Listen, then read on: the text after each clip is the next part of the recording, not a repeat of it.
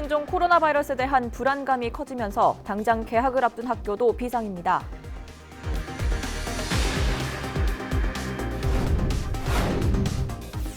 신종 코로나 바이러스 확산 우려로 지역에서 열릴 예정이던 각종 행사들이 줄줄이 취소됐습니다.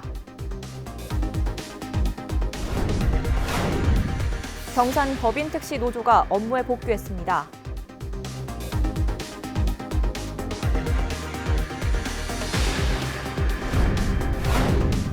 경북 지역 교통문화 의식 수준이 전국에서 가장 낮은 것으로 나타났습니다.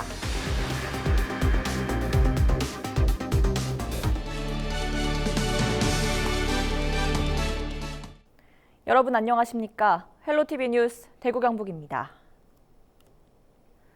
신종 코로나 바이러스 확진 환자가 국내에서도 늘어나고 있습니다. 의심 환자 일부가 추가로 확진 판정을 받으면서 확진 환자는 10명을 넘어섰는데요. 전문가들은 추가 발생을 우려하고 있습니다. 박종호 기자입니다. 중국 후베이성 우한에서 발생한 신종 코로나 바이러스 감염증 환자가 10,000명에 육박하고 있습니다. 사망자는 200명을 넘어섰습니다. 바이러스는 전 세계로 퍼져나가면서 22개 나라에 침투했습니다. 확진 환자는 중국이 9,600여 명으로 가장 많았고 태국 14명, 싱가포르 13명, 홍콩 12명, 일본 12명 등 아시아 지역에 85명의 환자가 나타났습니다. 또 미국과 캐나다, 핀란드와 프랑스, 독일과 호주 등 이 나라들도 비켜가지는 못했습니다. 특이점으로는 일본에서 무증상 병원체 보유자 2명이 확인됐습니다. 그럼 우리나라를 좀 볼까요? 1월 31일 오후 5시를 기준으로 국내 확진 환자는 모두 11명입니다. 하루 전까지만 해도 4명을 유지했지만 배 이상 늘어난 겁니다. 추가 확진자 발생 속도도 빨라지고 있습니다. 1번 환자와 2번 환자는 나흘을 간격으로 두고 발생했는데 3번 환자는 이틀 뒤에 나왔습니다. 또 4번 환자는 바로 다음 날 발생했고 사흘 동안 잠잠하더니 30일에는 5번과 6번, 7번 환자가 잇따라 발생했습니다. 31일 오후 4명이 추가로 확진 판정을 받기도 했습니다. 특히 감염자와 식사를 같이 했다가 옮은 2차 감염자가 발생한 것으로 확인되면서 지역사회 전파가 우려되고 있는 상황입니다. 보건당국은 확진 환자의 이동 동선과 밀접 접촉자 등에 대한 감시를 강화하고 있는데요. 일부 전문가들은 이러한 감염 사태가 앞으로 한 달 넘게 갈 가능성이 있다고 말하고 있습니다. 헬로티비 뉴스 박종호입니다. 6번째 확진자는 3번째 확진자를 통한 2차 감염자인 것으로 나타났죠. 국내에선 첫 사례였는데 이 6번째 확진자와 접촉한 가족 중 1명은 어린이집 근무자인 것으로 확인됐습니다. 3차 감염을 넘어 지역으로 빠르게 확산되는 것 아니냐는 우려가 나오고 있습니다. 한범호 기자입니다. 충남 태안의 한 어린이집입니다. 이곳에서 일하는 20대 여성 A씨는 설 연휴 남편과 함께 서울 아버지 집을 찾았습니다. 가족들과 만남을 가진 A씨는 28일부터 다시 출근했는데 이틀 뒤인 30일 아버지가 신종 코로나 바이러스 감염 확진 판정을 받았습니다. 중국 우한에서 귀국한 3번째 확진자와 함께 식사해 능동 감시를 받다 2차 감염이 확인된 겁니다. 보건당국은 접촉자인 A씨 부부를 즉시 자가격리했습니다. 하지만 아버지의 확진 판정이 나오기 전까지 최소 이틀 이상은 아이들을 돌본 상황. 어린이집은 31일부터 휴원에 들어갔습니다. 문을 닫았던 적은 없죠, 최근에? 네. 아이들도 지금 안에 있나요? 없어요. 오늘부터 10월이죠. 이런 사실이 알려지자 학부모를 중심으로 주민들 사이에선 불안감이 확산되고 있습니다. A씨의 근무기간 어린이집에 나온 원생이 29명에 달한 데다 또 다른 접촉자인 A씨의 남편도 태안에 있는 한국발전교육원에서 정상 근무를 했기 때문입니다. 31일 오전에는 교육생 전원이 긴급 귀가 조치됐습니다. 3차 감염을 넘어 4차, 5차 감염까지 발생하는 것 아니냐는 우려가 커지고 있습니다. 벌써 저 카톡에 다 왔어요. 여기서 그랬다고 조심하라고. 그 진짜 실감나죠, 위험한 게. 태안군 보건의료원은 직장 2곳에 대해 방역 소독을 실시하고 하루 2차례 부부를 능동 감시하고 있습니다. 현재까진 별다른 증상을 보이고 있지 않지만 추가 전파 가능성을 완전히 배제할 수 없는 만큼 접촉자와 접촉한 사람들도 모니터링에 나서고 있습니다. 접촉자들도 지금 다른 증상이 있는 것이 아니기 때문에 그런 어떤 3차 전파로 인한 어떤 그 환자가 발생할 가능성은 그렇게 크지 않다고 보고는 있으나 혹시 만일의 경우에 대비해서 저희들이 능동적으로 감시를 해 나가도록 하겠습니다. 교육당국은 어린이집 원아의 형제들에 대해서도 등원 등교 중지 조치를 내릴 방침입니다. A씨 남편과 접촉한 직장 동료들은 현재 자택에서 근무하고 있는 것으로 전해집니다. 국내에서도 2차 감염 환자가 나오면서 광범위한 지역사회 전파 가능성에 대한 우려가 고조되고 있습니다. 헬로티비 뉴스 한보호입니다. 신종 코로나 바이러스가 확산되면서 중국인에 대한 기피 현상이 나타나고 있습니다. 신종 코로나 바이러스가 중국에서 시작됐다는 이유로 중국인과 가까이 하는 것을 꺼리는 건데요. 질병과 국적을 막연하게 묶어 생각해 사회 갈등을 늘리는 것은 아닌지 걱정입니다. 김진재 기자입니다. 청와대 국민청원 게시판. 지난 23일 중국인 입국 금지를 요구하는 게시물이 올라온 지 약 일주일 만에 60만 명 넘는 사람들이 동의 의사를 밝혔습니다. 해당 청원글 작성자는 코로나 바이러스가 확산하고 있다며 중국 춘절 기간 동안이라도 한시적 입국 금지를 요청한다고 청원 이유를 설명했습니다. 지역 맘카페 등 일부 온라인 커뮤니티에서는 중국인에 대한 불안감을 느낀다는 글도 올라옵니다. 특히 일부 식당에서는 중국인 출입 금지 안내문을 붙이는 등 코로나 바이러스가 확산하면서 중국인을 기피하는 현상까지 나타나고 있습니다. 이렇다 보니 인천시 중구에 위치한 이 차이나타운에도 방문객들의 발길이 뚝 끊긴 모습인데요. 화교 출신 상인들은 일부에서 이 신종 코로나 바이러스가 아닌 중국인 자체를 꺼리는 현상이 나타나는 것에 대해 안타깝다는 반응입니다. 손님이 좀 뜸하시고 안 오시더라고요. 저희는 또 여기 한국에서 태어난 화교고 또 전혀 거기에 또 가본 적도 없고 그런데 손님들 생각에는 좀 만만해도 중국집이니까 좀 끄리한 건 사실인 것 같아요. 통계청의 인구주택 총조사에 따르면 지난 2018년 11월 1일 기준 국내에 거주하는 외국인은 165만 2천여 명. 이 중 13%인 21만 5천여 명이 중국인이고 32.2%인 53만 1천여 명은 한국계 중국인입니다. 그러니까 한국에 거주하는 외국인의 약 45%가 중국 국적인 겁니다. 일부에서는 다문화 가정이 점차 늘어나는 사회 상황에서 국적을 기준으로 차별하는 현상을 경계해야 한다는 목소리가 나오고 있습니다. 지금 당장은 중국에서 출발한 질병이지만 전 세계로 확산되고 있고 한국인들도 일부 감염되고 있기 때문에 이게 중국인을 기피한다고 해서 해결되는 문제가 아니잖아요. 질병을 어떻게 우리 인류가 같이 협력해서 극복할 것인지에 대해서 지혜를 모으는 방향으로 이야기를 모아갔으면 좋겠습니다. 정부의 노력에도 점차 확산하는 신종 코로나 바이러스. 중국인에 대한 막연한 공포감과 이를 바로잡으려는 시도가 함께 나타나고 있습니다. 헬로티비 뉴스 김진재입니다. 전 세계를 공포로 몰아넣은 신종 코로나 바이러스의 숙주로 박쥐가 지목되고 있습니다. 신종 코로나 바이러스의 유전자가 박쥐에서 유래한 바이러스와 유사성을 보인다는 이유 때문입니다.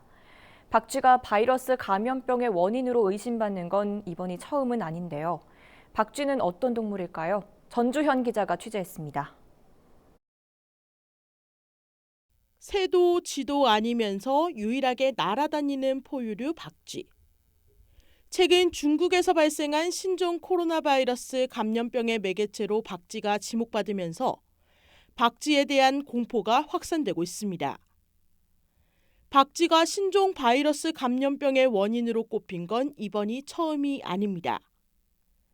지난 2003년 사스 사태나 2014년 에볼라 사태, 2012년부터 2015년까지 발생했던 메르스 사태 역시 범인으로 의심받았습니다.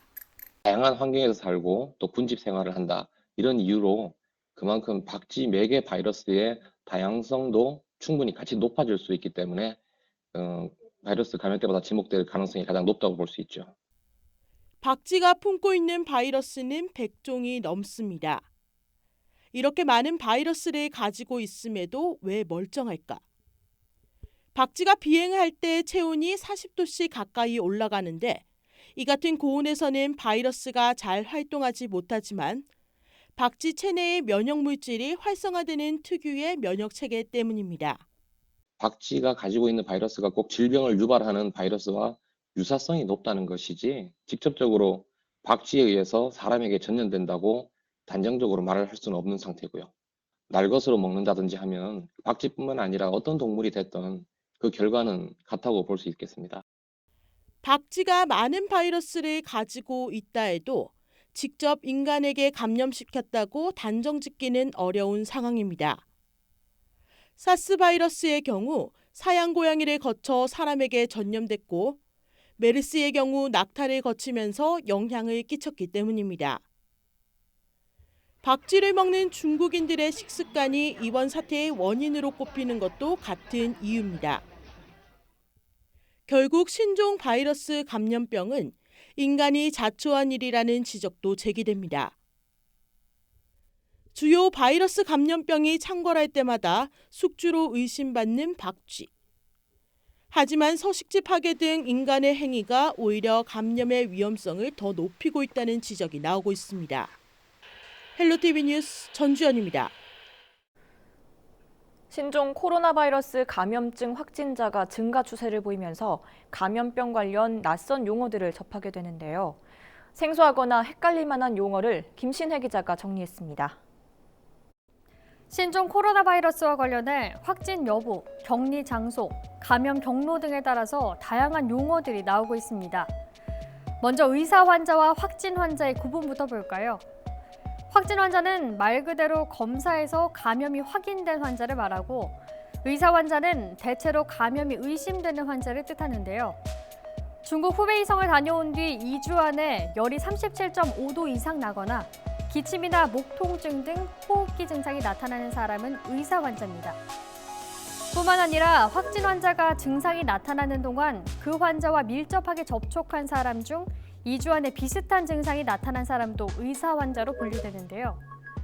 질병관리본부는 확진 환자와 같은 공간에 얼마나 오랫동안 있었는지, 당시에 환자가 마스크를 착용하고 있었는지 등에 따라서 이 접촉자를 밀접 접촉자와 일상 접촉자로 나누고 있습니다. 세계보건기구가 예로 든 접촉자에는 확진 환자와 가까운 거리에서 함께 일하거나 공부한 사람, 자동차, 기차, 비행기 등 이동수단을 함께 이용한 경우 등이 있습니다. 대상을 분류하는 용어에는 능동감시 대상자와 조사 대상 유증상자라는 말도 있죠. 능동감시 대상자는 2주 안에 중국 후베이성을 다녀왔지만 현재 발열이나 기침 등 호흡기 증상이 전혀 없는 사람을 말하고, 조사 대상 유증상자는 어느 지역이든 중국을 다녀온 뒤 2주 안에 폐렴 증상이 나타나는 사람을 뜻합니다. 이 같은 대상 분류에 따라서 격리나 모니터링 방법도 달라집니다. 감염이 확인된 확진 환자는 국가에서 지정한 병원에 격리돼 치료를 받는데요. 그렇다면 시설 격리와 자가 격리의 차이는 뭘까요? 시설 격리는 특정 공간에 환자들을 모아서 단체로 격리하는 걸 말하는데요. 현재 중국 우한에 살던 우리 교민들이 충북 진천과 충남 아산 공무원 교육시설에 격리돼 있습니다. 자가 격리는 환자가 집에서 알아서 외부 접촉을 멀리하는 걸 말하는데요. 대상자들은 전담 공무원이 매일 체온과 건강 상태를 모니터링하고 있습니다. 신종 코로나 바이러스 감염 경로가 비말인지 공기인지 정확하지 않아서 불안이 커지기도 했었습니다. 전문가들은 공기를 통한 감염 가능성은 낮고 대부분 비말을 통해 감염된다고 보고 있습니다. 여기서 비말은 사전적으로 날아 흩어지거나 튀어오르는 물방울이라는 뜻인데요. 즉 비말 감염은 환자의 침이나 콧물 등이 재채기나 기침으로 튀어서 감염되는 걸 말하고, 공기 감염은 바이러스가 공기를 떠다니면서 감염을 일으키는 경우를 말합니다. 마지막으로 N차 감염과 무증상 감염입니다. N차 감염의 N에는 2, 3, 4 등의 상수가 들어가겠죠. 1차 감염은 바이러스 자체로 인한 감염, 2차 감염은 확진 환자의 바이러스가 전파돼 감염된 경우, 3차 감염은 2차 감염자로부터 감염된 사람으로 이 감염이 확산되면서 숫자가 증가합니다.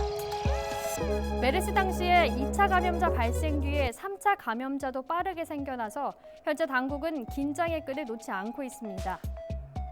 무증상 감염은 바이러스에 감염은 됐지만 아무런 증상이 나타나지 않는 상태를 말하는데요. 30일 중국 우한에 머물다가 일본으로 돌아온 일본인 확진자 3명 중 2명이 현재 증상은 없지만 병원체를 가지고 있는 것으로 확인됐습니다. 이런 가운데 세계보건기구 WHO가 무증상 감염자도 바이러스를 전파할 가능성이 있다고 제기하기도 했습니다. 이럴수록 스스로 예방수칙을 지키는 것도 중요하겠죠. 흐르는 물에 30초 이상 손 씻고 마스크를 꼭 착용하시고요. 이러한 관련 용어도 정확히 이해하고 대응하시기 바랍니다. 헬로티비 뉴스 김신혜입니다. 신종 코로나 바이러스 확산이 우려되면서 마스크와 손 세정제가 불티나게 팔리고 있습니다. 또 개학을 앞둔 학교도 비상이 걸렸습니다. 전병주 기자가 취재했습니다. 손소독제가 동이 났습니다. 마스크도 품절 직전입니다. 판매점들은 서둘러 물량 확보에 나서고 있지만 쉽지 않습니다. 마스크 같은 경우는 지금 발주가 들어가 있는 상태고 추가로 2에서 4천 세트 정도는 추가로 지금 발주를 넣을 계획입니다. 정상적으로 이제 물건이 도착할지는 저희들도 아직은 미지수고. 신종 코로나 바이러스에 대한 불안감이 확산되면서 나타난 품귀 현상입니다. 마스크 쓰고 원래도 씻지만 더 손이나 발 같은 거 많이 씻고. 재난 문자도 왔는데 사줘야 되지 않을까라는 마스크.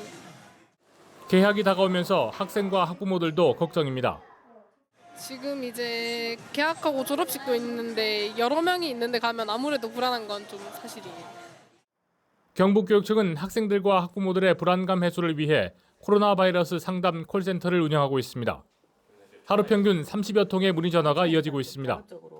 현재는 중국 외에 타 나라를 방문했을 때에도 자가격리가 필요한지 이런 문의와 지금 시즌이 졸업 시즌과 개학을 앞두고 있기 때문에 개학식에도 가야 되는지. 감염병 비상대책반을 구성한 경북교육청은 개학 전 모든 교육기관에 방역을 실시하고 졸업식과 개학식도 학급별로 진행할 계획입니다. 초중고등학교 전체 학교에 현재의 마스크, 손소독제, 체온계, 학부 물량을 파악하고 있습니다. 부족한 부분이 있다 하면은 저희들이 도교육청에서 예산을 5억을 확보하고 있기 때문에. 이 밖에 후베이 지역 등 중국을 다녀온 학생과 학부모, 교직원에 대한 전수조사도 실시해 증상 여부를 파악하고 있습니다. 헬로티비 뉴스 전병주입니다. 신종 코로나 바이러스 확산 우려로 지역에서 열릴 예정이던 각종 행사들이 줄줄이 취소됐습니다. 정월 대보름을 맞아 매년 해오던 달집 태우기 행사가 대부분 취소된 데 이어 동해안 대게축제도 개최 여부가 불투명합니다. 이하영 기자입니다.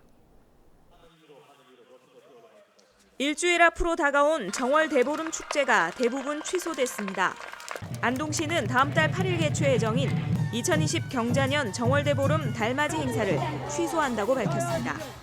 경주시도 긴급 대책회의를 갖고 정월대보름 행사를 취소하기로 결정했습니다. 가금면동 마을 단위나 자생단체가 주관하는 달집 태우기 행사에 많은 인파가 몰릴 경우 바이러스가 확산될 우려가 크다는 겁니다.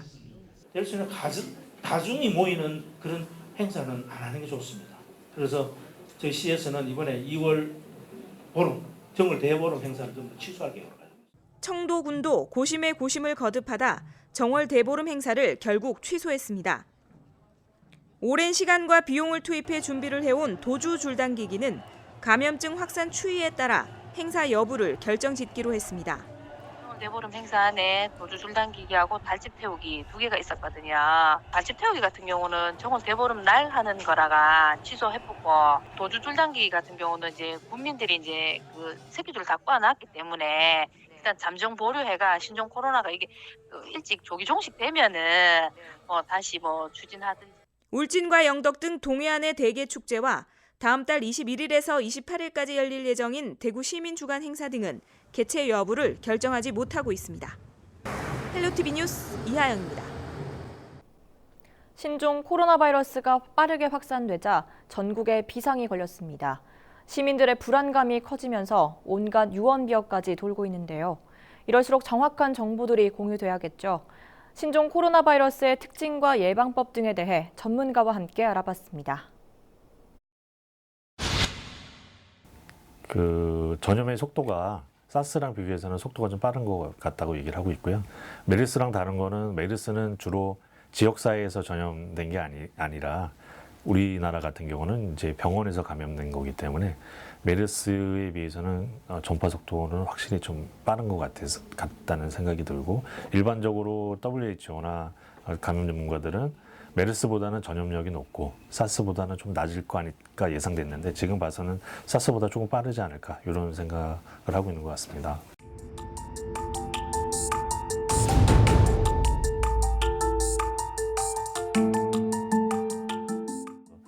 콧물, 목 아픔, 기침, 그다음에 폐렴같이 가면 호흡곤란이 좀 있다던가, 기침이 좀 심해진다던가, 흉통 이런 것들이 있을 수 있는데, 이게 코로나 바이러스의 특징적인 건 아니고 일반적인 상기도, 화기도 감염의 양상이기 때문에 그 증상을 가지고 구분할 수는 없을 것 같습니다. 위험 지역에 갔다 오지 않은 사람들이 단순 감기 증상이 있다고 너무 걱정하실 필요는 현재까지는 없을 것 같고요.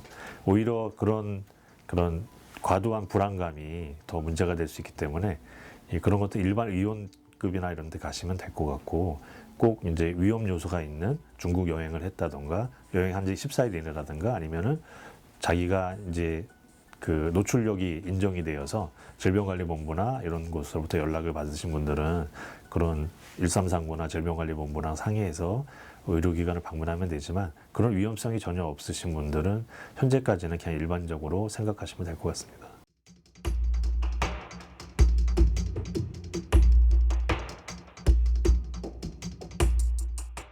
많이 지금 이제 세 번째, 네 번째 환자들의 동선 때문에 말들이 많았지만은, 이 바이러스 자체가 RNA 바이러스거든요. 우리가 DNA, RNA 이런 바이러스를 나누는데, RNA 바이러스는 되게 불안정합니다. 그래서 일반적인 공기에 노출이 되면은 보통은 금방 증식력을 잃고 감염력을 잃어버리거든요. 길게 잡아봤자 하루 이틀 정도 되기 때문에 그 이후에 지나가는 건 전혀 문제가 되지 않고, 그리고 또 질병관리본부의 그런 지도하에 노출됐던 지역의 그런 기관들은, 공공장소들은 다 소독이 완료가 됐거든요. 그러면은 금방 죽기 때문에 감염력은 없다고 보시면 될 것 같고, 이 노출됐던 공간에 질병관리본부가 통제를 하지 않고 이제 오픈해도 된다는 것들을 다 명기적으로 예를 들면 터미널이라든가 이런 데들은 이야기를 해놓았기 때문에, 지금 그쪽 동선으로 이동하는 거는 전혀 문제가 되지 않으니까는 걱정하지 않으셔도 돼요.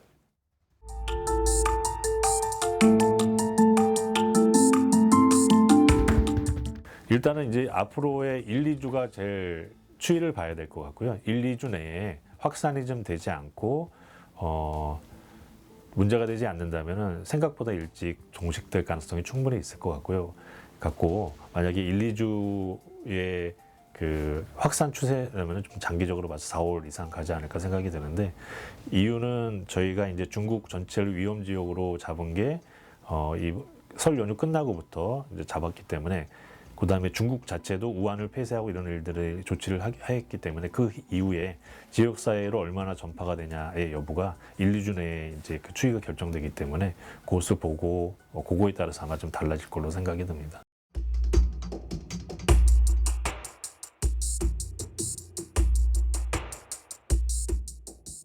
최선이면서 가장 효과적인 그런 예방법입니다. 그래서 꼭 흐르는 물에 씻을 필요는 없고요. 알코올젤 같은 게 있으면은 알코올젤 같은 걸로 씻어도 충분히 예방이 되고, 그렇지만 이제 알코올젤이 지금 많이 시중에서 구할 수 없다고 그러더라고요. 그러면은 흐르는 물에 비누를 이용해서 씻으면은 충분히 예방이 가능합니다. 그리고 마스크 자체는 자기의 호흡기 바이러스가 있을 때 바깥으로 배출하는 것도 막을 뿐더러 외부에서 들어온 것도 충분히 막을 수 있기 때문에 일반적인 마스크를 쓰시더라도 충분히 예방이 가능하고, 근데 이제 그 손에 묻어 있는 그런 오염물질이나 바이러스들도 충분히 있을 수 있기 때문에, 그 무의식 중에 눈을 비빈다던가 입으로 간다던가 하면은 문제가 될 수 있어서 수시로 손을 씻는 게 더 중요하겠습니다.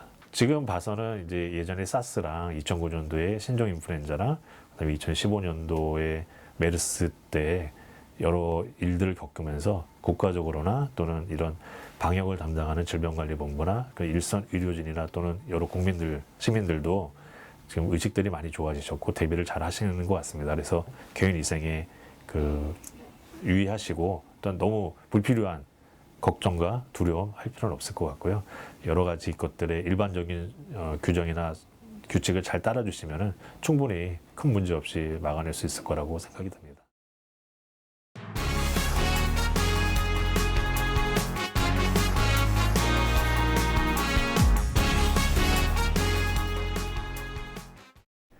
세계보건기구 WHO가 신종 코로나 바이러스 감염증의 명칭을 2019 nCoV 급성호흡기 질환으로 권고했습니다. N은 신종을, COV는 코로나 바이러스를 의미합니다. 이는 사람에게 전염되는 새로운 질환을 명명할 때 WHO 내 모범 사례를 따른 것이라고 설명했습니다. WHO는 지난 30일 신종 코로나 바이러스에 대해 국제적 공중보건 비상사태를 선포했으며 이번 신종 코로나 바이러스에 대한 공식 명칭은 국제바이러스분류위원회가 최종적으로 결정할 예정입니다. 다음 주 대구 경북에 입춘 추위가 찾아올 것으로 보입니다. 기상청은 찬 대륙고기압의 영향으로 입춘인 2월 4일부터 6일 사이 최저기온은 대구가 영하 3에서 4도, 경북 북부 지역은 영하 9에서 10도로 평년보다 기온이 더 낮을 것으로 내다봤습니다. 다음 주는 날씨는 춥지만 고기압의 영향으로 대체로 맑은 날씨가 이어질 전망입니다. 경산 법인택시노조가 업무에 복귀했습니다. 공공운수노조와 택시산업노조는 조건 없는 업무 복귀와 개별 교섭 보장, 조합 사무실 제공 등을 내용으로 하는 합의서에 서명하고 운행을 재개했습니다. 한편 경산시는 택시회사에 감차 처분을 내리기로 했으나 노사 간 합의에 따라 행정처분을 잠정 유예했습니다. 경북 지역 교통문화의식 수준이 전국에서 가장 낮은 것으로 나타났습니다. 국토교통부가 발표한 2019년 시도별 교통문화수준 조사 결과를 보면 경북의 교통문화지수는 74.7점으로 전국 17개 시도 중 가장 낮은 점수를 기록했습니다. 또 A에서 D등급으로 나누는 기초지자체에 대한 평가에서도 경북 도내 시군 중 A등급을 받은 곳은 단 한 곳도 없었습니다. 대구와 경북 지역 사랑의 온도탑이 100도를 넘기고 마감됐습니다. 사회복지공동모금회가 지난해 11월부터 올 1월 말까지 모금한 성금을 잠정 집계한 결과 대구는 106억 2,900만 원, 경북은 154억 6천만 원으로 각각 나눔 온도 106.1도와 102도를 달성했습니다. 특히 캠페인 종료 2주 앞두고 목표액을 채웠던 대구는 역대 최고 모금액을 기록한 것으로 나타났습니다. 대구시가 오는 2022년까지 뇌 연구에 73억 원을 투자하기로 했습니다. 시는 동구 혁신도시에 있는 한국뇌연구원 소속 과학자들에게 이주비와 연구비 등 1인당 10억 원 이상을 지원하기로 했다고 밝혔습니다. 또 앞으로 2년 안에 뇌연구동과 실용화센터도 추가로 건립해 관련 연구를 강화할 계획입니다. 지난 2012년 설립된 한국연구원에서는 첨단 연구 장비센터와 뇌은행 등을 갖추고 치매 등 뇌질환 치료와 인공지능 기술 연구 등에 나서고 있습니다.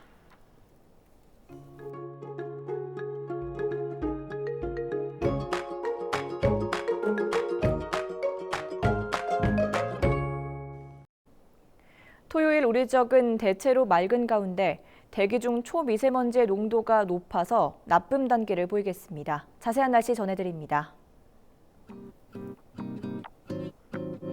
1일 토요일 날씨입니다. 우리 지역 아침 기온은 영하 4도, 한낮 최고 기온은 8도가 예상됩니다. 간만에 맑은 하늘을 보실 수 있겠습니다. 다만 아침 기온이 다소 내려가 일교차가 크게 벌어지겠습니다. 건강관리에 유의하시기 바랍니다. 하늘은 맑겠지만 대기질은 좋지 않겠습니다. 대구와 경북의 초미세먼지 농도가 나쁨으로 야외 활동은 자제하시고 외출 시 마스크를 꼭 착용하시기 바랍니다. 날씨 정보였습니다. 이상으로 헬로티비 뉴스를 모두 마칩니다. 시청해주신 여러분 고맙습니다.